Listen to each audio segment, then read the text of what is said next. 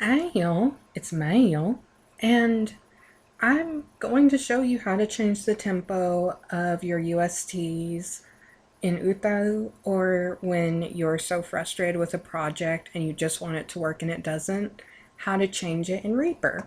So, as you may notice, I have my notes down here because I have very bad memory when it comes to numbers. So, this is all 120 tempo, and it sounds like this. かきくけこ、さしすせそ、なにぬれの。But we are fancy pants. And because we are fancy pants, we have different tempos that we want to use in this song. Changing the tempo in UTAU is actually really easy. Just right click up here where you want to change it and right click in tempo. And I have in my notes 150. We just type 150 and then さしすせそ。it's faster. Hey. And then right here, I have in my notes 90. So I change it to 90. なにぬれの。And that's it. That's how you change the tempo of your USTs within UTAU multiple times. Now, let's say that the tempo is just wrong in the UST, and you could use analyzers, you could use sonic visualizer, you could do all these things to get the correct tempo so that you could correct it in UTAU. But you have spent 5 hours on this UST. This isn't a problem with the original song, it's with the off vocal that you're currently using, and it's an issue, and you're about to have a breakdown. Fear not, because we got REAPER. Important note, I can't find the setting within REAPER to not modify pitch when changing the rate of items. It isn't an issue with for me at this moment, but if it's turning into chipmunks when you're changing it, I don't know how to fix that exactly. Google, please. Anyway, so we have the reference for what we want, and we have what we actually have from the original no tempo changed. So the first thing we're going to do to make life easier is we're going to go to spectral edits and then show spectrogram for both of them.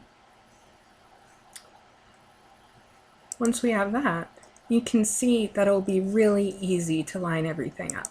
So we'll just cut this here. And ideally, what you would do is you would say, okay, this is where the tempo changes, and you would change it so that would snap to grid.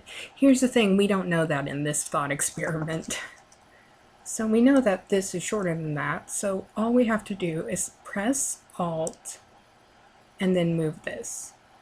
You want to press Alt and then click and then press Shift so that it will shift around without snapping the grid. If you press Shift before you hold up Alt, it will snap to grid.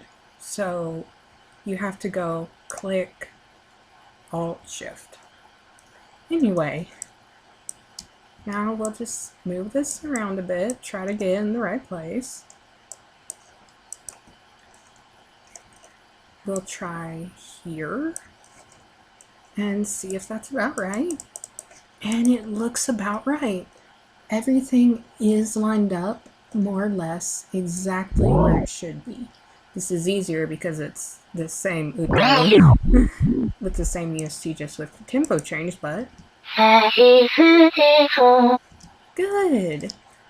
And now we just have to do the same thing here, and we'll get it to where it's about lined up, and then fiddle just a bit.